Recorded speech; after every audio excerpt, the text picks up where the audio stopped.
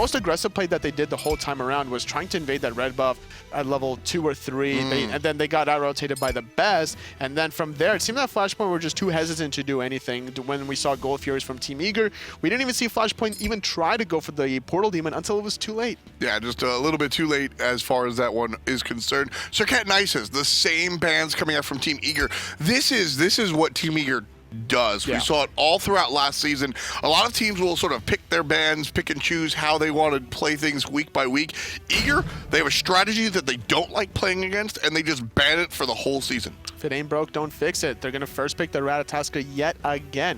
We'll see if that's going to go for Devious or DJ Pernick as Flashpoint, electing to still stick to their guns as well. Sylvanas was working well for ShadowQ, especially considering the fact that they put him in that solo lane at level 1, being able to out-clear both DJ and Divios. The Giannis selection might help Flashpoint out a little bit. You can see them getting into some trouble during the game in various spots, looking towards the jungle, etc. Giannis might allow some exit room for that. And I agree with you. I think ShadowQ on the Sylvanas, he wasn't able to really make anything happen as far as that's concerned, but he certainly had flashes where I have no problem with the Sylvanas second pick. The Geb and the Poseidon, however, they come through, so Team Eager will be playing Poseidon this time around now that Giannis is selected, and the Cripple should help against Giannis. But Thanatos, selected by Flashpoint Esports. A lot of players have picked up the Thanatos because that's the flavor of the month. It's what's hot, and honestly, it's just a good character. At the end of the day, Mirage has a fantastic amount of hours played on this character. This is absolutely one of his go-to picks. And he loves building it very defensively. It's very difficult to lock down Mirage. He invented a specific build that makes it very difficult to pop that build into any sort of disarray. So we'll see how Mirage starts off that game, whether or not he's going to go for a more offensive mind or defensive. Already taking away is Nami, though, Eager, respecting Xenotronics. I mean, hey, he soloed Zapman. Certainly not something that Zap wants to see happen twice. Thanatos, though, going into the Poseidon will have some struggles here. Early game, you're not using your ultimate on Thanatos as an execute. You're using it more as a setup man maneuver. You're going to come down, ult with Poseidon, then follow up with the 1-3 combo.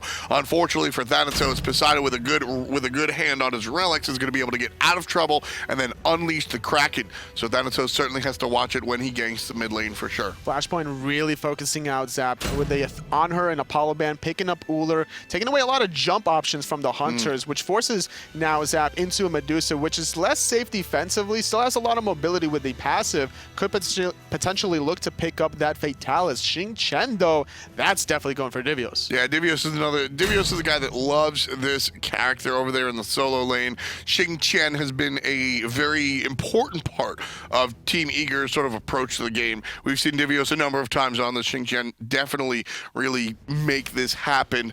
He'll be up against the Sun Wukong on Aquarius in the solo lane for Flashpoint. So as we head into game number 2, Flashpoint Esports with their new lineup. Giannis in the mid lane, Thanatos lurking in the jungle, Uller and Sylvanas in the long lane, and then Aquarius, the rookie, on the Sun Wukong. Toli, how you feeling about FPE versus EGR? I think that Flashpoint have better chances in this game just because the fact that we see there's still a little bit of sustain here from ShadowQ, but now you have a better jungler than the last time around for Flashpoint. Mirage is more comfortable on the Thanatos, obviously, than Susanoo. I didn't see anything spectacular or anything marginal, honestly, out of Mirage the last game. He did not look to make any sort of plays around that mid lane. Now, to be fair, Eager made it very difficult for him to look for those plays, but still, as a jungler, you control the pace of the game. You have to put yourself in position to look for stuff like that, especially when you're Susanoo that has so much mobility with the passive. You have great tools in terms of the knockup from your ultimate and just a pull to be able to get people out of the safety of their own tower. When it comes down to it, Toli, I don't even think Flashpoint played poorly. They just didn't do much at all. They didn't do anything wrong last game. They just didn't do anything. Team Eager was able to do whatever they wanted without much opposition. Xenotronics gonna get surprised by a roar here. Little okey-doke. Yeah, Xenotronics did not see a roar whatsoever. No, not at all. And that's a nice little switch of pace here coming out of Eager to be able to sit in this lane a little longer. Because it was actually Zaman that had a little bit of issues in the beginning of the game, but Flashpoint now, they're going to invade the blue and the speed at the same time. It's going to give Eager an opportunity, though, to invade the purple and the red. I like this play coming out from Flashpoint, and I'll tell you exactly why, Toli. It's because they tried this in game number 1, and it definitely didn't work. But they stick to their guns here in game number 2. They understand why. The fact that it didn't work doesn't mean that it shouldn't ever work. They understand that their problem was positioning last time around, and not the strategy in and of itself. And that right there, you got to give credit to the captain ShadowQ. He definitely is a veteran leader, and he understands when the issue is the situation itself versus just that one type of execution. Well, DJ Pernicus was able to at least still grab a speed buff of his own. So Eager, they lose 2 buffs on the right. They're able to strip away 1 buff on the left. So technically, they didn't lose their own speed buff since they grabbed it. And DJ Pernicus takes away the red from Flashpoint. So it's actually Eager had 1 buff in vain. If they grab this Oracles, this is also a nice little victory for them, considering Flashpoint grabbed the Fire Giant Elementals on the right-hand side. And both of them do go to Team Eager. Worth noting, totally, that because of the invade from Flashpoint, it threw Team Eager off of their normal, if you will. Now, this is going to be the 4th game that we've seen from Team Eager so far. But if you look at the tape of the past games, Eager prioritized those early Oracles very heavily. In fact, in game number 1 and in some of their earlier games as well, 5-man rotation to those early Oracles. It's less about the gold and the experience gained and more about that early vision on the Gold Fury. Especially against a ShadowQ team, you don't want to let Gold Fury go. Well, putting that much pressure on the left takes away the pressure on the right. We already see a 1-level advantage for Aquarius. Not only that, the net worth is about 300 gold in the favor of this Sun Wukong, which is really good to be able to shut down a Guardian this early in the laning phase. And I love what Aquarius is doing in the laning phase, is being able to just maximize his abilities, hit both Divios and the lane at the same time. Even if Aquarius takes this poke that he's doing, it doesn't matter long term because he's able to push this wave under the tower. Divios is going to lose so much gold here. So the build coming here from Divios, very interesting. We see the Chalice of Mana started out. He knows he's going to be drowned. He knows he's going to be drained out throughout the entirety of the game. He knows the start from last time. DJ wants to start things on the left side. Xenotronics switches stances, feels something coming, still gets knocked up and stunned, looking for the jump over the wall, will find it. DJ not quick enough to chase, knowing that ShadowQ is going to meet up with his hunter. Seemed that Zaman had to back in the earlier phase of that lane, so that's why we saw DJ Pernicus. He tried to gank as early as possible, making sure that he would gank while the wave was still there, but the clear from Xenotronics was too quick to take advantage of that. So instead, a little bit of mind games. He allowed the wave to still leave the vicinity of DJ so that Zaman can solve the lane and he wouldn't be too far behind. And that's why we see the 1-level advantage for the Medusa on Eager. Rolling out, it's going to be Aurora meeting up with DJ Pernicus here. Early on in this game, Flashpoint grouped up on the right side, looking to invade a second time for the buffs, but won't get it. They hesitate because they want to find a kill onto the best. They're going to knock him up really late. Beads, the ultimate from Incon, not on the mark. The Gap Shield Mirage, he's in execute threshold. Best is not going to get dove. The hesitation from Flashpoint yet again. It seemed that the best was able to take enough health to be able to get out of that execute threshold at the last second. Mirage is going to make that execute, if Mirage is going to dive for the execute kill right there, he continues to dive even after he gets out of execute range. You land down as the Thanatos, you hit him with the Death Scythe, and even the silence, that is a dead Poseidon. Mirage last season on Noble was aggressive to a fault, Anatoly. He definitely wasn't a top-tier jungler, but his problem was that he was over-aggressive. That right there, you have to play that aggressive. That's a missed first blood opportunity for Flashpoint. I remember that exact game you're talking about. It was against Envious when he was playing the Nemesis. He was just diving the mid tower non-stop, finding the kills. He would even make it a statement to be able to dive your tier 2 tower to find the kill while still being ahead in levels. And I prefer that. And that's a good way to really get off the mind games. You're basically putting the enemy in a position where it's like, this guy's just diving us and there's nothing we could do about it. But I like to play it a complete 180 compared to the beginning of the last split as Mirage. That right there, I have to. Somebody must have called him back because not only does he have the dive opportunity, Thanatos, you're going to heal up at least. You're going to get hit by one of those tower shots. You're going to heal up just from the kill itself, let alone the Death Scythe damage that's coming out. But also, Incontinentia hit the ultimate through. There's a portal out for you. Let me rephrase that. Incon unleashed his ultimate and hit a wall. He didn't actually hit the player. That's a dead Poseidon if Incon hits his point blank ultimate, but that's a different conversation altogether. I think despite the mechanical mistakes that happened there, you have to look at what happened with Mirage's lack of aggression. Gino taking a lot of damage. He's going to get slowed out by the ultimate, forced into the beats, expecting Zatman to dash in after him to find 2 or 3 more additional in-hands to find the kill. But look at this. Zeno recognizes the fact that Eager has to back, so he's going to stay in the lane, making sure he doesn't lose any gold or experience under that tower. He did lose the race for Transcendence, considering the fact that he went into the Warrior tabby. So Zav, he's going to hit a little bit harder off the in-hands, but he's not going to have the same kind of mobility.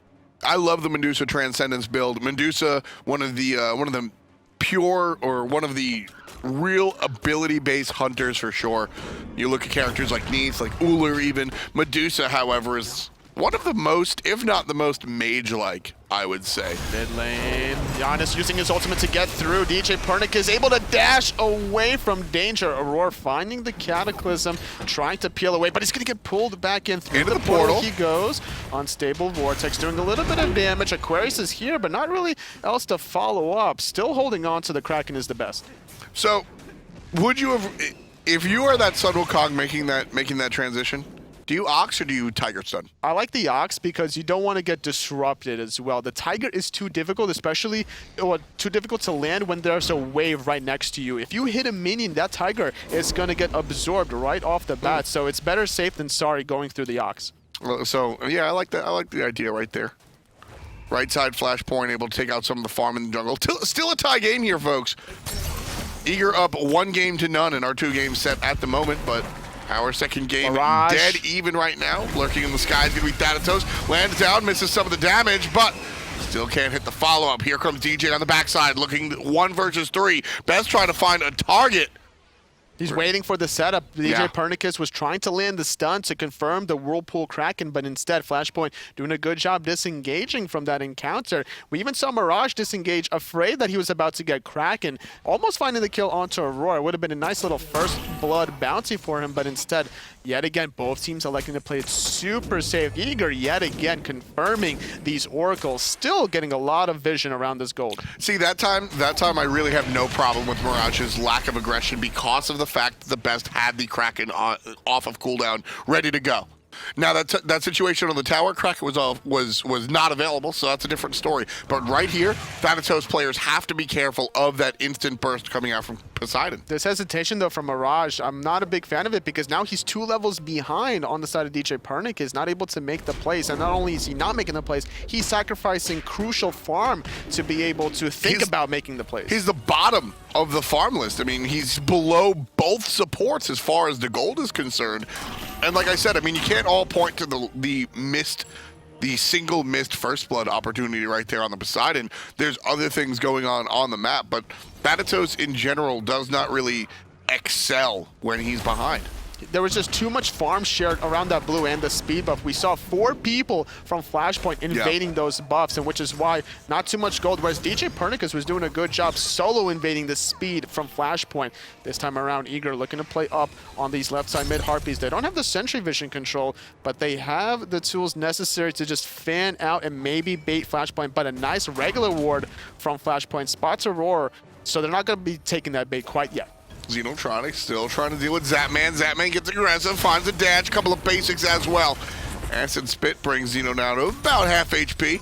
Incon misses the ult one more time, but this is trouble for Zatman. Flashpoint coalescing on the left-hand side. Mirage walks the opposite direction, 4-on-2. They're just going to back off because they're afraid of Aurora and the ultimate, the global ultimate from DJ Pernicus, which doesn't exist. He's in the mid lane instead. Aurora's still holding onto his Cataclysm just for good measure. The ultimate from Incon was just not used efficiently there. They had a 2-man advantage, but now Mirage, he's going to get Whirlpool Kraken. This is what happens when you don't have a hesitation. You find kills. Exactly. 10 minutes in, Team Eager collect their first blood. And the important part, like Toli said, no hesitation. That play right there was not drawn in a playbook. That was not planned out beforehand. Aurora said, hey, look at this guy by himself. He rolls out and just goes, I'm going to ult, and Beth says, me too. That just happens off the top. First blood goes down. Eager stretches it by grabbing the gold fury right there, and that's all because of a lack of hesitation. 2,300 gold in the lead. Eager quickly. The game was tied before that sequence.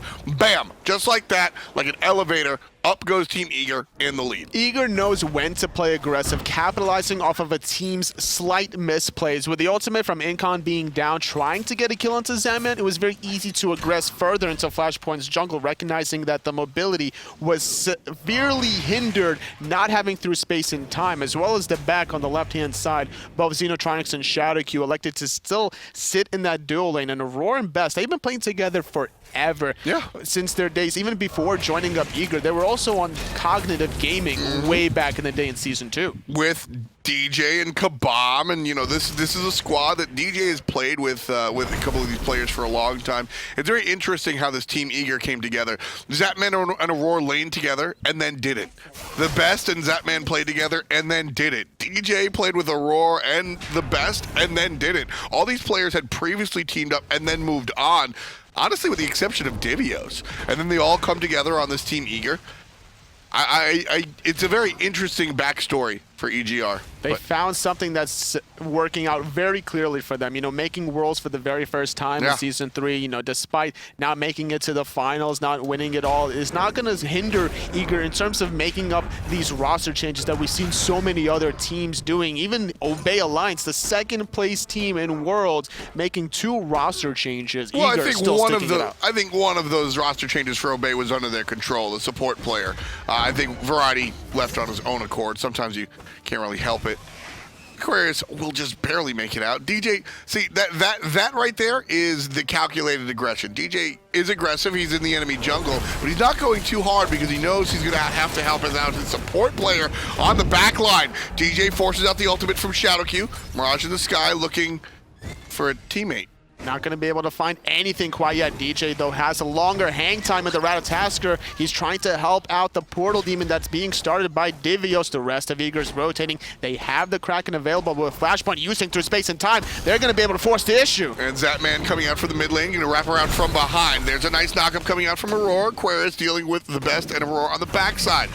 Incon drops a good portal. DJ forced out the Aegis. Divios low. Zapman from behind picks up Incon. He's by himself. He needs his teammates. Aegis to help him out at the moment. Mirage gets the silence. As soon as the dash comes, there's a roar for help, and the knockup is strong. Eager has a rotation from a teleport. And the Best is able to take down ShadowQ. 3 kills in total, 2 in that engagement.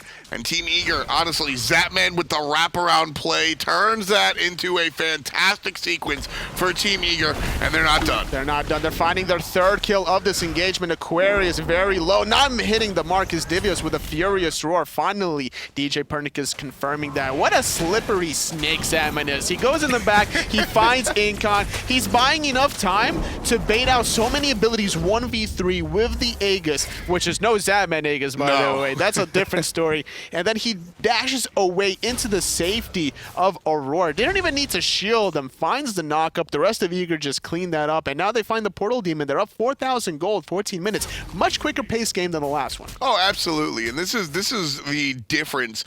It's very interesting that teams have a certain feel that they want to go for, but your game of Smite varies from game to game so much because of your opposition and more importantly, your composition in your own team. Game number 1, like me and Tolly were saying, was, I don't want to say boring, but we sat here for 20 minutes. And Eager wanted it that way because they had a Scylla in the mid lane. With a Poseidon, you're looking more for that mid-game fight, that 14-minute fight, and that's why we see Eager so rambunctious here in game number 2. Tier 1 tower goes down. That's 500 gold in the pockets of Team Eager. Mirage gets chased to the sky by Divios off the right-hand side. Down he comes, helps out on the hit from Aurora. Mirage is gone! The Best picks it up, and here comes help onto the support. ShadowQ gets his ult off, but the damage has been done. He's 10% or higher, and he's on his way out. Aquarius on the left-hand side, still taking damage from Zapman. Finds a way to the ultimate, and he'll be safe. Through space and time was used. Nice bladed arrow from Xenotronics, finding the best from a distance. The portals are still available to be taken, and that's what Flashpoint are doing. They're trying to catch DJ Pernicus on the left, but now in the mid lane, Divio's getting stunned out. Nice little portal. Sandman trying to buy some time, gets rooted into place. Still holding on. His dash is on cooldown. It's going to be Aquarius diving the tier 1 tower. So far, 2 for nothing. Eager down a little bit, but with a sustain from ShadowQ, they're just going to potentially still dive this tier 1 mid tower. But because DJ Pernicus is so far forward, he's not allowing any waves here. So if they're going to grab that tier 1 mid tower, they need to do it without the backdoor protection. And they just can't. You see Flashpoint have to peel off, and they're all looking for the rat. They're all looking for the rat. They want him. He's speed buff Ratatasker. He has to go through the tier 2 to survive. Oh, he gets stunned. Nice Aegis, though, buying some more time. Dashing through. We talked about a slippery snake. This is one slippery rat. DJ Pernicus, that's unacceptable. So that is completely unacceptable on Flashpoint's part. If you're gonna chase that, which I don't like the decision to anyway, you have to get the kill. At that point, Anatoly, you go for the tier 1 tower. I didn't see whether or not Gold Fury was up at the time, but if it didn't. Okay, so if Gold Fury was up, I would have definitely liked to see a Flashpoint ignore the tier 1 mid tower, ignore DJ and go for it. But that's unfortunate timing for them not to be able to go for it, because this stage of the game, they can't really go for fire. They can't really go for tier 1 mid tower without a wave. It was a well-calculated play from DJ Pernicus, making it more difficult than it needed to be to grab that tier 1 mid. Zeno gets slowed a little bit. DJ's gonna dash forward, look for a stun, but the beads will help him out. Still alive, however. That man stands still for the moment. He's got to respect that damage out of the Uller, though. Good accuracy coming out of Xenotronics. He's very comfortable on this Uller, but with the Yasi here coming out of Zem, and he's able to sustain all of this, or most of it at least, back up. Gold Fury has respawned with Zaman and Xenotronics at about half health. Have to respect the potential burst coming out of Eager, though. With that Whirlpool Kraken, they can easily burst this down, so Flashpoint needs to make sure that they're coordinated. They need to have Incon use that ultimate to get everybody in position to commit. But the difference here between these two teams that I'm looking at, that's the biggest gap of all time, is the junglers. 3-level disparity between DJ and Mirage. So that Gold Fury spawned when Flashpoint was heading, they hit the tier 1, and then they said, we can't do this, and they went into the right side jungle, and right when they stepped into the jungle, boom, it spawned. I don't think they had their eyes on it at that moment. They had their eyes on a Ratatasker. Totally, I really think they could have taken that tier 1 tower without the backdoor. I think they might have, been in a position where had Team Eager responded, they might have lost the support. But I think that's the play, and I want to. Do you agree that I think sometimes you have to force those plays at this point in the game? Well, I like to force a lot of plays, but coming out of Flashpoint to go, because the fact of the matter was, a couple of them were about half health or so. Granted, they did have ShadowQ with the sustain, but it would have taken them so long that Eager would have had enough time to respawn and be able to chase them down at the end. Flashpoint, no response. Eager got a goal for free. Just too long. It just took them too long. Incon ults. Aurora's going to give his life for this, and that's totally fine. Down he goes. Here's a help. Mirage takes to the sky. Mirage saw that execute icon and just went for it. But a wasted ult coming out from Thanatos. 0, 2, and 1. A rather unimpactful situation for our Thanatos player here, Mirage. We had such high hopes for him. It's very interesting. Thanatos is one of Mirage's most played characters when it comes to the solo queue world, when it comes to ranked and beyond, but we've seen more success out of other gods in competitive for Mirage. And surprisingly, he's not going for a defensive build with either Breastplate of Valor or the Shield of Regrowth, having that cooldown, having the mobility, which is something we're used to seeing out of a lot of Thanatoses now. Flashpoint with Aurora just now respawning. 5-on-4 for a little bit while he's still rotating. Portal Demon was flirted with, but now it's the best in a tricky situation. Yeah, the best was looking for the wraparound, looking for the surprise Kraken for the steal. Instead, he gets sniffed out. Aquarius tries to get him, but he's by himself. Zapman takes out the support. Thanatos is just throwing death sights. But the best takes out the solo laner with help from the rest of the team.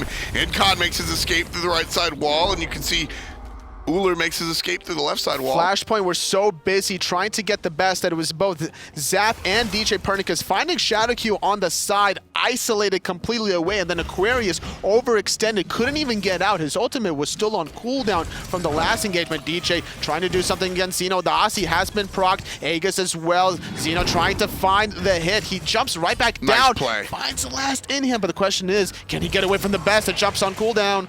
And there's the Kraken right on top of him. Walks out of the mid-circle. That's a good look. Xenotronic still dealing. Can't find the stun. Nice juke from Best. He has the Fatalis and the Gem of Isolation. Trying to use the Aussie proc to be able to get away from this one. No Fatalis on the side of Xeno. He still has the Aegis nice on the beads, but it doesn't matter. He's going to play it safe. Eager sneak a Portal Demon as well through space and time. And meanwhile, Zatman off screen gets the kill out of the jungle Thanatos one more time. It's going to be the third sit down for Mirage. Zatman, while his team was taking care of the Portal Demon, goes ahead and takes care of Mirage. Xenotronics has looked to be a fantastic player here for Flashpoint. One of their standout players, even in these losses, or even in the earlier losses before, and in this game where he trails, we saw the individual kill over there on the left side, and then another individual kill here in the jungle for Xeno. This is a great change of pace from Xeno compared to his last week's performance against Luminosity, because last week he tried to do a little bit too much against Barracuda. Both games when he was Apollo and the Soul against Barracuda, he would overextend towards Barracuda's tower, trying to box him 1v1, and then the rest of Luminosity collapsed. But now, Xenotronics is letting the plays come to him, and he's finding them. He's not overextending. He's just playing his game. And this is just a commentator. I have not spoken to Xeno, unfortunately. I like that guy. I haven't spoken to Xeno since the season began. I think there's got to be a little personal, you got to play up for your ex-team, right? Now versus Team Eager, not so much in your own head, just letting it come to you. And honestly, with the rest of the team having their struggles, Xeno certainly, this is a team that everybody's trying to improve, but everybody's also putting the world on notice that they're a stronger player than they have been in the past. This is Xeno saying, hey, maybe next time a higher level team will pick me up in the Hunter role. Because don't forget, Xeno joining LG was, I think his performance last season was lukewarm. It was average, not bad, not great. But mid is out of position for him. He's a hunter. Despite being mid, he was still playing hunters, but look at this in the mid lane. Aurora sets up Best beautifully. DJ Pernicus trying to dive the backline. He lands onto ShadowQ. That's going to be not a kill. Bluestone Pennant still ticking. Mirage very low. DJ still looking to flank this. All of Flashpoint have to run away. They're too low to defend the tier 2 mid tower. I love DJ's decision making there. Lands on Mirage, doesn't look for the kill on the Thanatos, because a Thanatos with 10% HP is as good as dead. Instead turns around, looks for ShadowQ, because the support player can still impact the team fight. Pushes both of them out, and that allows Team Eager to grab the tier 2 tower. Incon through the teleport one more time, looking for the big play. Xeno gets thrown, beads already used, there's the Aegis, Xeno's in trouble, follow-up damage from Zatman, good enough, and it's double digits. Team Eager still pushing on. Aquarius hits the ultimate, the Sun Wukong will live to see another day, but Eager fighting up the middle lane. They're trying to find another kill. Aquarius is doing a good job going through the tier 1 tower with that bird form, but Flashpoint, we talked about hesitation, but that one was just too much of a pulling of a trigger too quickly, because they fought 3-on-5. Both Mirage and ShadowQ were so low they had to back to base. The ultimate from Incon was too early, and the positioning of it didn't really allow Mirage and ShadowQ to take full advantage of those portals. Difference between these two teams, ladies and gentlemen. Show me the clip of the entire team Flashpoint leaving a tier 1 tower that was arguably free to chase a Ratatasker with 10% HP that gets out anyway. Now, show me this, where Team Eager leave Aquarius, and they clean the team up later on, and then will inevitably start at the Fire Giant. That's the difference. It's discipline. That's all it is. They're just finding kills left, right, and center. This is Eager's game. They're just basically picking off one member at a time from Flashpoint. Aquarius doing whatever he could to potentially delay Eager from getting the Fire Giant. It's almost inevitable at this point for Flashpoint to really start getting picked off. They can't be in a good enough position to start off a team fight in their favor. A little bit of damage on Xeno. DJ one more time. against Xenotronics, looking for his reprise. Xenotronics getting the better of the jungler last time around. Now still trying to fight. Divio's playing a little bit of zone. Fire Giant down to 10% HP. 5% HP. Xeno can't nail it. There's help from Incon. Fire Giant going to be leashed, and everybody going to be looking for the kills. Xeno takes damage. Mirage about half HP. Still looking for the fight. And Zapman's going to go finish the Fire Giant by his lonesome as DJ goes ahead and picks it up.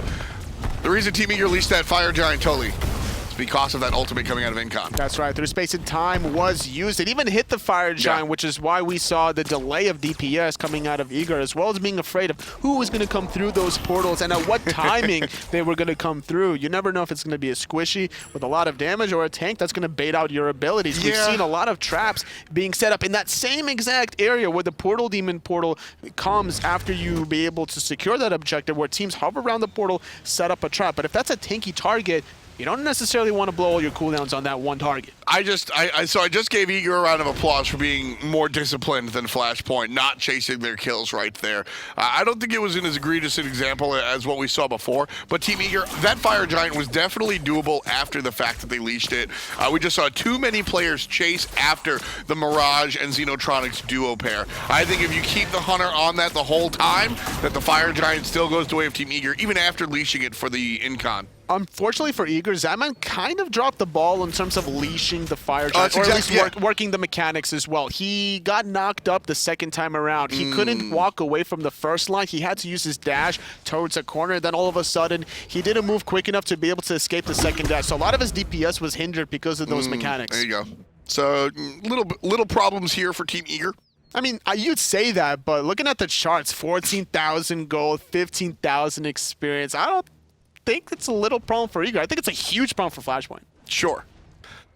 At the same time, you know, they didn't get the Fire Giant, is what you're saying. Team Eager not quite scoring a 1,600 today, folks. 26 minutes in. The SAT's out of like 2,100 now, isn't it? They're 2,400 now. Okay. Yeah. It's been a while since I took them. So out of not getting to 2,400, that is 26 on the clock, however. Team Eager with bad luck, 13 in the kill column, 4 for Flashpoint. It is a 13, almost 14,000. That'll make it 14,000 gold in the lead for Team Eager. And here's my question, Anatoly, is that Flashpoint this game have been through space and time. Nice ultimate from DJ, and Incon whiffs both abilities. Right there in between. DJ standing still, not a muscle moving, and Incontinentia just off the mark. This Giannis game has not been his game, Toly. Oh no, Aquarius, Cataclysm, Kraken, dead, Aquarius, Eager, able to escape death on one side, securing a kill on another. Hey man, Aquarius, it's the water side. Gotta go swimming with Poseidon, man. That's just the fact of the matter. The Sun Wukong sits down for 40 seconds. Portal Demon Giant Guy Friend Man boss goes down in the hand of Team Eager. And that'll open some opportunities for the blue and white. They'll head home, and they'll be able to heal up, rebuy, and come right back. Not going for the Fire Giant quite yet. Still electing to buy, go back to base, use that portal to get back in position. Both Aquarius is still dead for about 15 seconds. His teleport is available, but without the Kraken on the side of the best, Eager's still going to play it very safe. They're going to have DJ Pernicus split on the left-hand side, maybe baiting Flashpoint to take the bait on the right, and then we're going to see the rotation underneath from DJ. That's the idea. We've seen this a number of times. DJ not going to commit to the split push this time, instead just walking around, trying to, like you said, draw the ire of the enemy more so than actually anything of value here. But if given the opportunity, he will certainly look for that tower. Aurora just casually rolling around. Yeah, why not? What happens when you see a pizza walking down the street? One of the famous Aurora quotes that make no sense whatsoever. Aurora's such an interesting individual.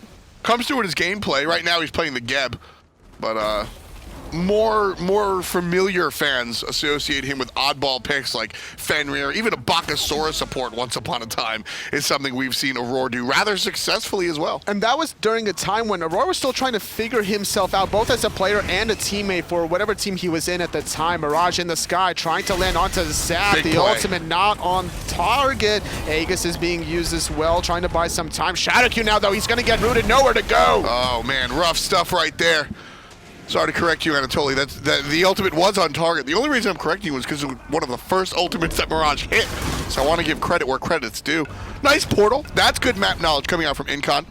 Some of those odd lane type Giannis portals are, you got to do your homework on. Yep. There's a little spot over there by the duo lane as well. So I like to see Incon pulling off those portals at least. Divio's doing a good job zoning away from the Fire Giant. 5-on-4 for Eager for another 10-second. Shadow Q is not here. Divio's taking a lot of damage, but Eager have the Fire Giant, and they're on the chase. They want to find something. Aquarius going to get slowed down by the Fatalis Gem of Isolation Best, and now Aurora rolling on in. He's waiting for Aquarius to land, but not going to be able to chase the Eagle. Divios instead opting for the farm on the backside. Aurora finds a little bit of a knock-up. Nothing too consequential, however. Team Eager now splitting, coming together here in the mid lane, rather. We used to see Eager go with the Talon Claw, where they'd have a bunch of people mid and then the sides. Here comes the big push. The Phoenix melts like cheese. And the right side is all about the Phoenix one more time. DJ Pernigan looking for the help off of the support. Finds the knock-up after the knock-up. And there's help. Beats to help Pernigan out of the hole. And the two Phoenixes on the mid of the right-hand side, down for the count. Big Kraken comes out. Divios fishes him out of the water. There's a kill for the mid lane. There's a kill for the jungler. 2 down on the side of Flashpoint. Not done yet. Eager heading right for the Titan. 50% HP on the big man. Zeno's going down as well. Aquarius is here for the moment, but just like his team, the time is fleeting. Nothing to do here for Aquarius except delay the inevitable. The Titan from Flashpoint is going to fall. Eager secured their second win of this 2-game set, grabbing 3 more points, heading into Sunday with 6 points.